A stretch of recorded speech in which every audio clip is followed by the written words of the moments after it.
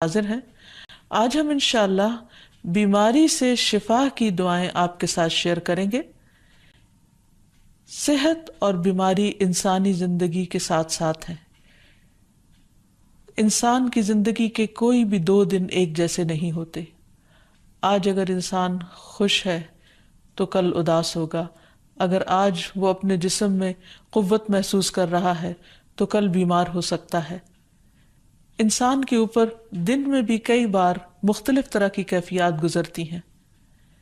کبھی انسان روحانی طور پر، جذباتی طور پر بیمار ہوتا ہے اور کبھی انسان جسمانی طور پر بیمار ہو جاتا ہے۔ بیماری کی کیفیت صحت کی کیفیت سے مختلف ہوتی ہے اور ہر انسان اس کو محسوس کر سکتا ہے۔ ایسی صورت میں انسان کو دوا کے ساتھ ساتھ اللہ سبحانہ و تعالیٰ کی طرف رجوع کرنا چاہیے اور اپنے لیے خوب خوب دعائیں کرنی چاہیے۔ بعض اوقات بیمار خود اپنے لیے دعا نہیں کر سکتا تو بیمار کی عیادت کرنے والے اور بیمار کو دیکھنے والے، اس کے دوست، رشتہ دار، عزیز، اقربا اور ایون ہسپتال کا عملہ مریض کے لیے ایسی دعائیں پڑھ سکتا ہے جو اس کے لیے شفا یابی کا ذریعہ ہو سکتی ہیں۔ تو بات یہ ہے کہ انسان ہر حال میں اپنے رب کا محتاج ہے اور اسے اپنی ہر ضرورت کے لیے اپنے رب کی طرف رجوع کرنا چاہیے، اور خصوصاً قبولیت کے مواقع پر۔ رات کا پچھلا پہر اس کے لیے بہت مناسب ہے، جب اللہ سبحانہ وتعالیٰ بندوں کو پکارتے ہیں کہ ہے کوئی جو مجھ سے دعا کرے تو میں اس کی دعا قبول کر لوں، ہے کوئی جو مجھ سے سوال کرے تو میں اس کو جواب دوں، ہے کوئی جو مجھ سے استغفار کرے تو میں اس کو بخش دوں۔ تو جب انسان بیمار ہو، اور خصوصاً اگر ایسی بیماری کا شکار ہو کہ جس میں بظاہر شفا کی کوئی امید نہ ہو، تو اسے اور بھی زیادہ خشوع و خضوع کے ساتھ اور ایسے اوقات میں اللہ تعالیٰ کی طرف رجوع کرنا چاہیے کہ جلد از جلد صحت یابی ہو سکے۔ اور اس سلسلے میں کبھی بھی انسان کو اللہ تعالیٰ سے مایوس نہیں ہونا چاہیے۔ پھر یہ بات یاد رہے کہ جب انسان دعا کرے تو اس سے پہلے اللہ سبحانہ وتعالیٰ کی تعریف کے کلمات کہنا نہ بھولے۔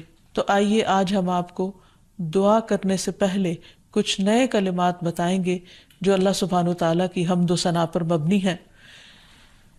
ربنا لک الحمد ملء السماوات والارض وملء ما شئت من شیء بعد اہل الثناء والمجد احق ما قال العبد وكلنا لك عبد اللهم لا مانع لما اعطيت ولا معطي لما منعت ولا ينفع ذا الجد منك الجد۔ اے ہمارے رب، تمام تعریفیں تیرے ہی لیے ہیں جن سے آسمان اور زمین بھر جائیں، اور اس کے بعد جو تو چاہے وہ بھی اس سے بھر جائے۔ تو ہی تعریف اور بزرگی کے لائق ہے۔ بندے جو کہتے ہیں تو ان کا سب سے زیادہ حقدار تو ہے، اور ہم سب تیرے بندے ہیں۔ اے اللہ، جسے تو عطا کرنا چاہے اس سے کوئی روک نہیں سکتا، اور جسے تو نہ دینا چاہے اسے کوئی دے نہیں سکتا، اور کسی مرتبے والے کی بزرگی تیرے سامنے کوئی فائدہ نہیں دے سکتی۔ یعنی اللہ سبحانہ وتعالیٰ کے علاوہ کوئی بھی اور ایسا نہیں ہو سکتا جو انسان کی مشکل کو آسان کر سکے۔ تو آئیے اس کے ساتھ ہم دیکھتے ہیں کہ بیماری کے اسباب کیا ہوتے ہیں، بیماریاں کیوں آتی ہیں۔ سب سے پہلی بات تو یہ کہ بیماری اللہ کے اذن سے آتی ہے۔ جب تک اللہ سبحانہ وتعالیٰ کا اذن نہ ہو، انسان پر کوئی کسی قسم کی مشکل آ نہیں سکتی۔ قرآن مجید میں آتا ہے ما اصاب من مصیبت الا باذن اللہ، جو بھی مصیبت آتی ہے وہ اللہ کے اذن سے آتی ہے اور وہ تقدیر کا حصہ ہوتی ہے، اور اس میں اللہ سبحانہ وتعالیٰ کی حکمت اور مشیت کار فرما ہوتی ہے۔ اور وہ کیا ہو سکتی ہے؟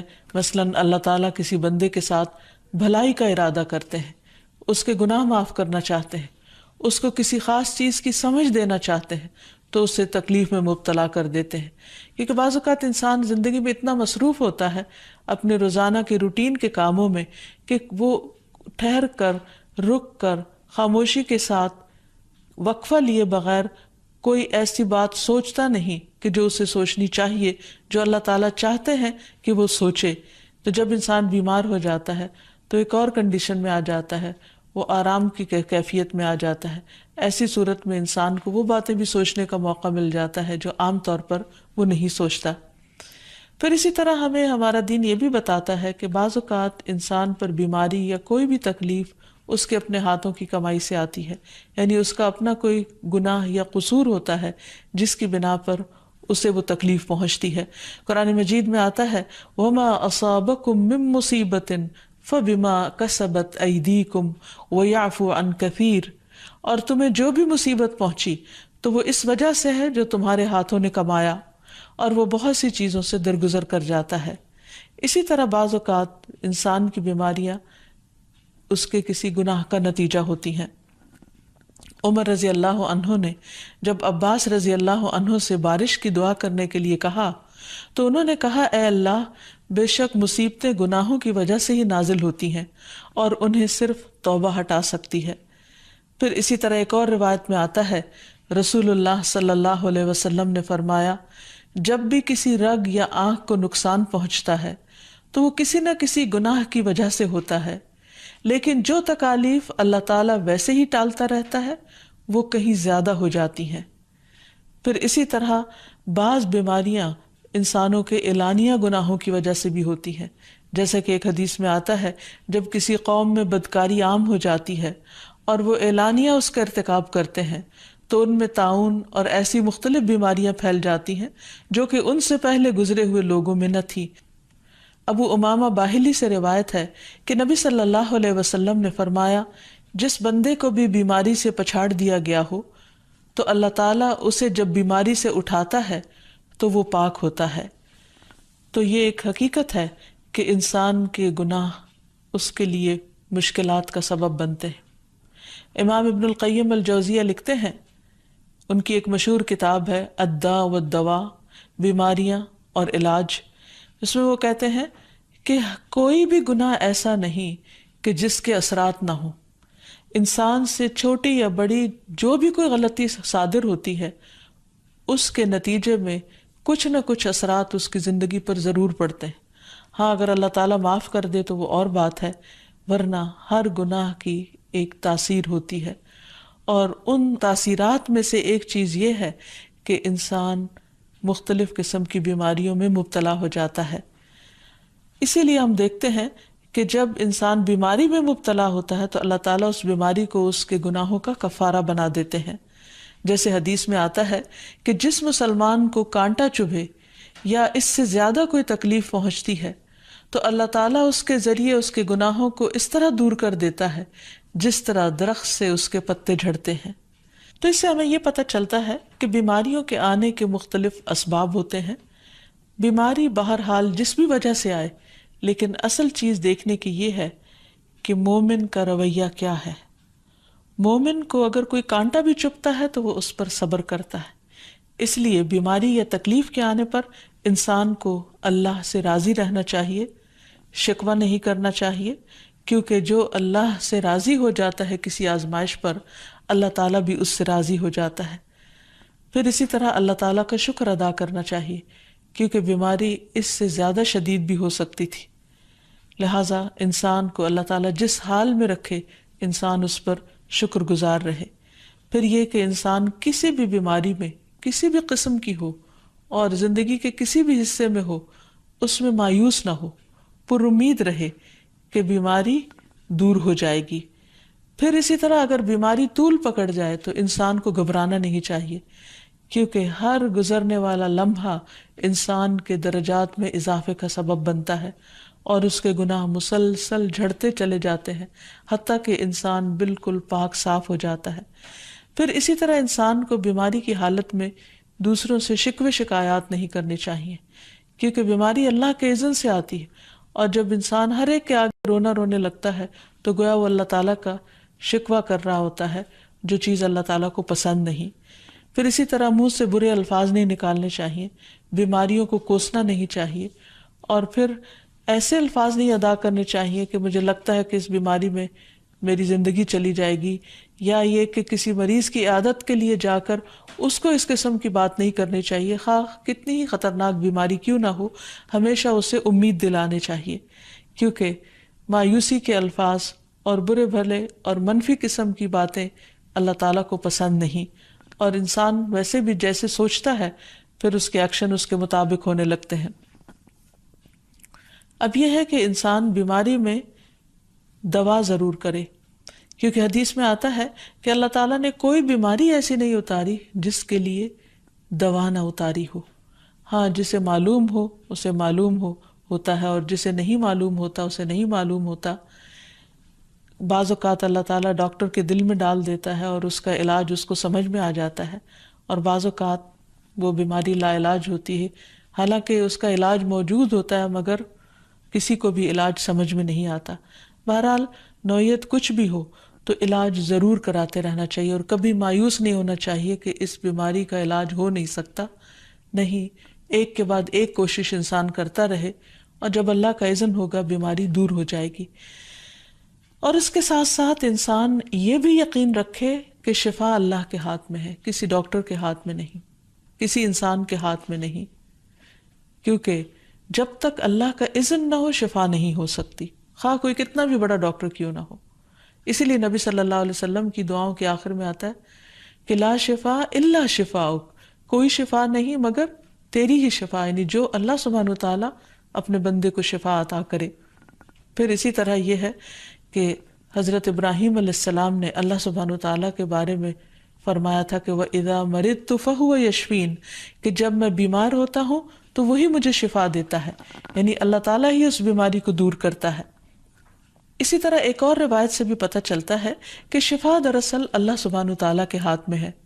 حضرت عائشہ سے مروی ہے کہ رسول اللہ صلی اللہ علیہ وسلم دم کیا کرتے تھے اور یہ دعا پڑھتے تھے، امسح البأس رب الناس بیدک الشفاء لا یکشف الکرب الا انت، اے لوگوں کے رب تکلیف کو دور کر دے، تیرے ہی ہاتھ میں شفا ہے، تیرے سوا اس کو دور کرنے والا اور کوئی بھی نہیں۔ پھر اسی طرح انسان جب کسی بیمار کی عادت کے لیے جائے تو اس پر بھی دعا پڑھے اور اس کے لیے دعا کرے۔ رسول اللہ صلی اللہ علیہ وسلم نے فرمایا، جو مسلمان کسی ایسے بیمار کی عیادت کے لیے اس کے پاس آئے جس کی موت کا وقت قریب نہ آیا ہو اور 7 مرتبہ یہ پڑھے، اسأل اللہ العظیم رب العرش العظیم ان یشفی فلانا من وجعہ، میں اس عظمت والے اللہ سے سوال کرتا ہوں جو عرش عظیم کا رب ہے کہ فلاں کو اس کی تکلیف سے شفا عطا فرمائے، تو اللہ عز و جل اسے شفا عطا فرما دیتا ہے۔ اور پھر ہم دیکھتے ہیں کہ تمام انبیاء اپنی بیماریوں میں تکلیفوں میں اللہ تعالیٰ کو پکارتے تھے، جیسا کہ ایوب علیہ السلام کی دعا قرآن مجید میں آتی ہے، وَأَيُّوبَ إِذْ نَادَى رَبَّهُ أَنِّي مَسَّنِيَ الضُّرُّ وَأَنْتَ أَرْحَمُ الرَّاحِمِينَ فَاسْتَجَبْنَا لَهُ فَكَشَفْنَا مَا بِهِ مِنْ ضُرٍّ وَآتَيْنَاهُ أَهْلَهُ وَمِثْلَهُمْ معهم رحمة من عندنا وذكرى للعابدين۔ اور ایوب جب اس نے اپنے رب کو پکارا کہ بے شک مجھے تکلیف پہنچی ہے اور تو رحم کرنے والوں میں سب سے زیادہ رحم کرنے والا ہے، تو ہم نے اس کی دعا قبول کر لی، پس اسے جو بھی تکلیف تھی اسے دور کر دیا، اور اسے اس کے گھر والے اور ان کے ساتھ ان کی مثل اور عطا کر دیے اپنے پاس سے رحمت کے لیے اور ان لوگوں کی یاد دہانی کے لیے جو عبادت کرنے والے ہیں۔ اسی طرح رسول اللہ صلی اللہ علیہ وسلم نے ایک اور موقع پر ایک صحابی عثمان بن ابی عاص الثقفی کو ایک دعا سکھائی۔ جب وہ نبی صلی اللہ علیہ وسلم کے پاس حاضر ہوئے، وہ کہتے ہیں مجھے اتنی تکلیف تھی کہ قریب تھا کہ وہ مجھے ہلاک کر دیتی، تو نبی صلی اللہ علیہ وسلم نے مجھے فرمایا، اس درد کی جگہ پر اپنا دایاں ہاتھ رکھو اور 7 مرتبہ کہو، بسم اللہ اعوذ بعزت اللہ وقدرتہ من شر ما اجد واحاذر، اللہ کے نام کے ساتھ میں پناہ مانگتا ہوں اللہ کی عزت کی اور اس کی قدرت کی اس شر سے جو میں محسوس کرتا ہوں، یعنی اس تکلیف سے بچنے کے لیے جو مجھے محسوس ہو رہی ہے، اور جس سے میں خوف محسوس کرتا ہوں۔ عثمان کہتے ہیں کہ جب میں نے یہ پڑھا تو اللہ سبحانہ وتعالیٰ نے مجھے شفا عطا کر دی۔ پھر اسی طرح ہر بیماری سے شفا کی دعا نبی صلی اللہ علیہ وسلم نے سکھائی۔ عبداللہ بن عباس سے مروی ہے کہ نبی اکرم صلی اللہ علیہ وسلم نے فرمایا، جب کوئی شخص کسی ایسے مریض کی عیادت کرے جس کی موت کا وقت ابھی قریب نہ آیا ہو اور اس کے پاس 7 مرتبہ یہ دعا پڑھے، اسأل اللہ العظیم رب العرش العظیم ان یشفیک، میں عظمت والے اللہ جو عرش عظیم کا رب ہے اس سے دعا کرتا ہوں کہ وہ تمہیں شفا عطا کرے، تو اللہ تعالیٰ اسے اس مرض سے شفا عطا کر دے گا۔ پھر اسی طرح نبی صلی اللہ علیہ وسلم اگر کسی کو کوئی پھوڑا پھنسی ہوتی تو اپنے لعاب دہن کے ساتھ زمین کی مٹی تھوڑی سی لے کر اس درد تکلیف والی جگہ پر لگاتے تو اس سے بھی شفا ہوتی۔ حضرت عائشہ کہتی ہیں کہ جب کسی انسان کے عضو میں کوئی تکلیف ہوتی، پھوڑا یا زخم ہوتا، تو نبی صلی اللہ علیہ وسلم اپنی انگلی اس طرح رکھتے، اور سفیان جو راوی ہیں انہوں نے اپنی شہادت کی انگلی زمین پر رکھی، پھر اسے اٹھا کر فرمایا، بسم اللہ تربت اردنا بریقت بعدنا لیشفى به سقیمنا باذن ربنا، اللہ کے نام کے ساتھ ہماری زمین کی مٹی ہمارے رب کے حکم سے ہم میں سے بعض کے تھوک کے ساتھ ہمارے بیمار کو شفا دی جائے۔ یعنی لعاب دہن کا اپنا ایک اثر ہوتا ہے، اور لعاب دہن جو ہے ایک طرح سے دوا کا کام کرتا ہے، اور اللہ کا نام لے کر جب لعاب دہن لگایا جائے تو شفا ہوتی ہے۔ جیسے کہ ایک اور موقع پر نبی صلی اللہ علیہ وسلم نے ایک جلے ہوئے مریض کے اوپر یہی دعا پڑھ کر لعاب دہن لگایا تو اللہ تعالیٰ نے اس مریض کو شفا یاب کر دیا، اور وہ دعا تھی، اذہب البأس رب الناس واشف انت الشافی لا شفاء الا شفاؤک شفاء لا یغادر سقما۔ پھر اسی طرح ایک موقع پر ایک قبیلے کے سردار کو جب بچھو نے کاٹ لیا اور اس کے جسم میں زہر پھیل گیا تو ایک صحابی نے سورۃ الفاتحہ پڑھ کر اس پر دم کیا تو اس سے اس کو شفا ہو گئی، اور یہ بات جب نبی صلی اللہ علیہ وسلم کو بتائی گئی تو آپ اس پر خوش ہوئے۔ اور سورۃ فاتحہ سب لوگوں کو آتی ہے، اسی لیے اس کا نام سورۃ الشفا بھی ہے، کیونکہ یہ بیماری میں بطور علاج پڑھی جاتی ہے مریض پر، مریض خود بھی پڑھ سکتا ہے اور اس کے اٹینڈنٹس بھی اس پر پڑھ سکتے ہیں۔ حضرت علی رضی اللہ تعالیٰ عنہ کہتے ہیں کہ نبی صلی اللہ علیہ وسلم کو بچھو نے ڈس لیا اور آپ نماز پڑھ رہے تھے۔ جب آپ نماز سے فارغ ہوئے تو آپ نے فرمایا، اللہ تعالیٰ بچھو پر لعنت کرے، یہ نہ نمازی کو چھوڑتا ہے نہ کسی اور کو۔ پھر آپ نے پانی اور نمک منگوایا، آپ اس پر ملتے جا رہے تھے اور یہ صورتیں پڑھ رہے تھے، قل یا ایھا الکافرون وقل اعوذ برب الفلق اور قل اعوذ برب الناس، تو یہ بھی ایسے مواقع پر پڑھی جا سکتی ہیں۔ پھر اسی طرح یہ ہے کہ اگر کسی بھی دوا یا دعا سے مریض صحت یاب نہ ہو رہا ہو، اس کی تکلیف کم نہ ہو رہی ہو، تو بھی موت نہیں مانگنی چاہیے، کیونکہ مومن کے لیے زندگی ایک بہت بڑی نعمت ہے۔ وہ جس بھی حال میں گزرے، بہرحال وہ اسے آخرت کمانے کا ذریعہ بنا سکتا ہے۔ یعنی اگر وہ تکلیف میں اس کی زندگی گزر رہی ہے اور اس پر وہ صبر کر رہا ہے اور اللہ کو یاد کر رہا ہے تو اس کے بے پناہ درجات بلند ہونے کا ذریعہ ہے۔ یعنی یہ بیماری اس کے لیے بلندی درجات کا ذریعہ بن جاتی ہے، اس لیے کبھی بھی موت نہیں مانگنی چاہیے۔ ہاں اگر تکلیف حد سے بڑھ جائے تو انسان یہ دعا مانگ سکتا ہے، اللہم احینی ما کانت الحیات خیرا لی وتوفنی اذا کانت الوفات خیرا لی، اے اللہ جب تک میرے لیے زندگی بہتر ہو مجھے زندہ رکھ، اور جب میرے لیے وفات بہتر ہو تو مجھے وفات دے دے۔ تو اللہ تعالیٰ سے دعا ہے کہ اللہ تعالیٰ تمام بیماروں کو صحت اور شفا عطا فرمائے، اور ہمیں بیماری اور آزمائش کے موقع پر اپنی طرف رجوع کرنے کی توفیق دے، اور ہر طرح کے شرک اور ایسے کاموں سے بچائے جو اس کو ناراض کرنے والے۔ نحمدہ ونصلی علی رسولہ الکریم، اما بعد، فاعوذ باللہ من الشیطان الرجیم، بسم اللہ الرحمن الرحیم، رب اشرح لی صدری ویسر لی امری واحلل عقدۃ من لسانی یفقہوا قولی۔ السلام علیکم ورحمۃ اللہ وبرکاتہ۔ ناظرین، پروگرام دعا کیجئے کے ساتھ آپ کی خدمت میں حاضر ہیں۔ آج ہم انشاءاللہ بیماری سے شفا کی دعائیں آپ کے ساتھ شیئر کریں گے۔ صحت اور بیماری انسانی زندگی کے ساتھ ساتھ ہیں. انسان کی زندگی کے کوئی بھی 2 دن ایک جیسے نہیں ہوتے. آج اگر انسان خوش ہے تو کل اداس ہوگا. اگر آج وہ اپنے جسم میں قوت محسوس کر رہا ہے تو کل بیمار ہو سکتا ہے. انسان کے اوپر دن میں بھی کئی بار مختلف طرح کی کیفیات گزرتی ہیں. کبھی انسان روحانی طور پر، جذباتی طور پر بیمار ہوتا ہے اور کبھی انسان جسمانی طور پر بیمار ہو جاتا ہے. بیماری کی کیفیت صحت کی کیفیت سے مختلف ہوتی ہے اور ہر انسان اس کو محسوس کر سکتا ہے. ایسی صورت میں انسان کو دوا کے ساتھ ساتھ اللہ سبحانہ و تعالیٰ کی طرف رجوع کرنا چاہیے اور اپنے لیے خوب خوب دعائیں کرنی چاہیے.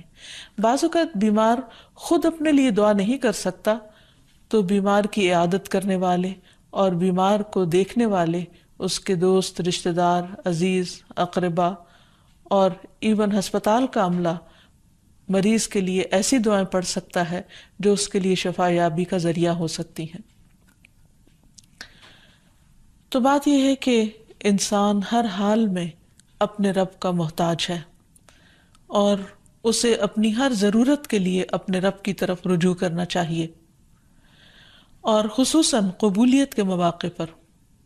رات کا پچھلا پہر اس کے لیے بہت مناسب ہے، جب اللہ سبحانہ وتعالیٰ بندوں کو پکارتے ہیں کہ ہے کوئی جو مجھ سے دعا کرے تو میں اس کی دعا قبول کر لوں، ہے کوئی جو مجھ سے سوال کرے تو میں اس کو جواب دوں، ہے کوئی جو مجھ سے استغفار کرے تو میں اس کو بخش دوں. تو جب انسان بیمار ہو اور خصوصاً اگر ایسی بیماری کا شکار ہو کہ جس میں بظاہر شفا کی کوئی امید نہ ہو، تو اسے اور بھی زیادہ خشوع و خضوع کے ساتھ اور ایسے اوقات میں اللہ تعالیٰ کی طرف رجوع کرنا چاہیے کہ جلد از جلد صحت یابی ہو سکے. اور اس سلسلے میں کبھی بھی انسان کو اللہ تعالیٰ سے مایوس نہیں ہونا چاہیے. پھر یہ بات یاد رہے کہ جب انسان دعا کرے تو اس سے پہلے اللہ سبحانہ وتعالیٰ کی تعریف کے کلمات کہنا نہ بھولے. تو آئیے آج ہم آپ کو دعا کرنے سے پہلے کچھ نئے کلمات بتائیں گے جو اللہ سبحانہ وتعالیٰ کی حمد و ثنا پر مبنی ہے.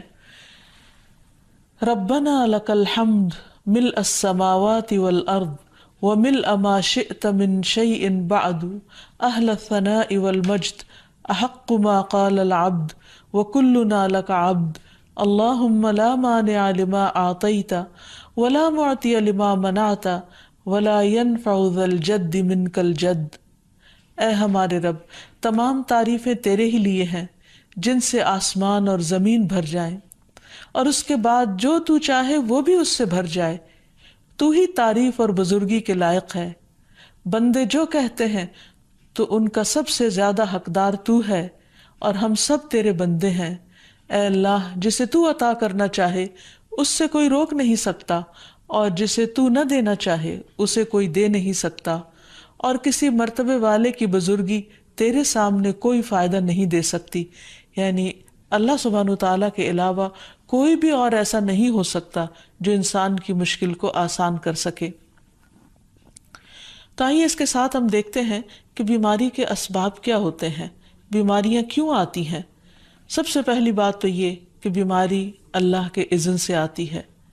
جب تک اللہ سبحانہ وتعالیٰ کا اذن پر کوئی کسی قسم کی مشکل آ نہیں سکتی. قرآن مجید میں آتا ہے ما اصاب من مصیبت الا باذن اللہ. جو بھی مصیبت آتی ہے وہ اللہ کے اذن سے آتی کا حصہ ہوتی ہے، اور اس میں اللہ سبحانہ وتعالیٰ کی حکمت اور مشیت کار فرما ہوتی ہے. اور وہ کیا ہو سکتی ہے؟ مثلاً اللہ تعالیٰ کسی بندے کے ساتھ بھلائی کا ارادہ کرتے ہیں، اس کے گناہ معاف کرنا چاہتے ہیں، اس کو کسی خاص چیز کی سمجھ دینا چاہتے ہیں تو اسے تکلیف میں مبتلا کر دیتے ہیں. کیونکہ بعض اوقات انسان زندگی میں اتنا مصروف ہوتا ہے اپنے روزانہ کے روٹین کے کاموں میں کہ وہ ٹھہر کر، رک کر، خاموشی کے ساتھ وقفہ لیے بغیر کوئی ایسی بات سوچتا نہیں کہ جو اسے سوچنی چاہیے، جو اللہ تعالیٰ چاہتے ہیں کہ وہ سوچے. تو جب انسان بیمار ہو جاتا ہے تو ایک اور کنڈیشن میں آ جاتا ہے، وہ آرام کی کیفیت میں آ جاتا ہے. ایسی صورت میں انسان کو وہ باتیں بھی سوچنے کا موقع مل جاتا ہے جو عام طور پر وہ نہیں سوچتا. پھر اسی طرح ہمیں ہمارا دین یہ بھی بتاتا ہے کہ بعض اوقات انسان پر بیماری یا کوئی بھی تکلیف اس کے اپنے ہاتھوں کی کمائی سے آتی ہے، یعنی اس کا اپنا کوئی گناہ یا قصور ہوتا ہے جس کی بنا پر اسے وہ تکلیف پہنچتی ہے۔ قرآن مجید میں آتا ہے وَمَا أَصَابَكُم مِّن مُّصِيبَةٍ فَبِمَا كَسَبَتْ أَيْدِيكُمْ وَيَعْفُو عَن كَثِيرٍ، اور تمہیں جو بھی مصیبت پہنچی تو وہ اس وجہ سے ہے جو تمہارے ہاتھوں نے کمایا، اور وہ بہت سی چیزوں سے درگزر کر جاتا ہے۔ اسی طرح بعض اوقات انسان کی بیماریاں اس کے کسی گناہ کا نتیجہ ہوتی ہیں۔ عمر رضی اللہ عنہ نے جب عباس رضی اللہ عنہ سے بارش کی دعا کرنے کے لیے کہا تو انہوں نے کہا اے اللہ، بے شک مصیبتیں گناہوں کی وجہ سے ہی نازل ہوتی ہیں اور انہیں صرف توبہ ہٹا سکتی ہے۔ پھر اسی طرح ایک اور روایت میں آتا ہے رسول اللہ صلی اللہ علیہ وسلم نے فرمایا جب بھی کسی رگ یا آنکھ کو نقصان پہنچتا ہے تو وہ کسی نہ کسی گناہ کی وجہ سے ہوتا ہے، لیکن جو تکالیف اللہ تعالیٰ ویسے ہی ٹالتا رہتا ہے وہ کہیں زیادہ ہو جاتی ہیں۔ پھر اسی طرح بعض بیماریاں انسانوں کے اعلانیہ گناہوں کی وجہ سے بھی ہوتی ہیں، جیسا کہ ایک حدیث میں آتا ہے جب کسی قوم میں بدکاری عام ہو جاتی ہے اور وہ اعلانیہ اس کا ارتکاب کرتے ہیں تو ان میں طاعون اور ایسی مختلف بیماریاں پھیل جاتی ہیں جو کہ ان سے پہلے گزرے ہوئے لوگوں میں نہ تھی۔ ابو امامہ باہلی سے روایت ہے کہ نبی صلی اللہ علیہ وسلم نے فرمایا جس بندے کو بھی بیماری سے پچھاڑ دیا گیا ہو تو اللہ تعالیٰ اسے جب بیماری سے اٹھاتا ہے تو وہ پاک ہوتا ہے۔ تو یہ ایک حقیقت ہے کہ انسان کے گناہ اس کے لیے مشکلات کا سبب بنتے ہیں۔ امام ابن القیم الجوزیہ لکھتے ہیں، ان کی ایک مشہور کتاب ہے الداء والدواء، بیماریاں اور علاج، اس میں وہ کہتے ہیں کہ کوئی بھی گناہ ایسا نہیں کہ جس کے اثرات نہ ہوں۔ انسان سے چھوٹی یا بڑی جو بھی کوئی غلطی صادر ہوتی ہے اس کے نتیجے میں کچھ نہ کچھ اثرات اس کی زندگی پر ضرور پڑتے ہیں۔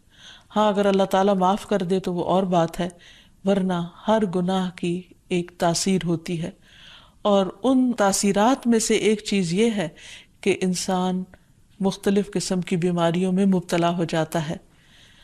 اسی لیے ہم دیکھتے ہیں کہ جب انسان بیماری میں مبتلا ہوتا ہے تو اللہ تعالیٰ اس بیماری کو اس کے گناہوں کا کفارہ بنا دیتے ہیں۔ جیسے حدیث میں آتا ہے کہ جس مسلمان کو کانٹا چبھے یا اس سے زیادہ کوئی تکلیف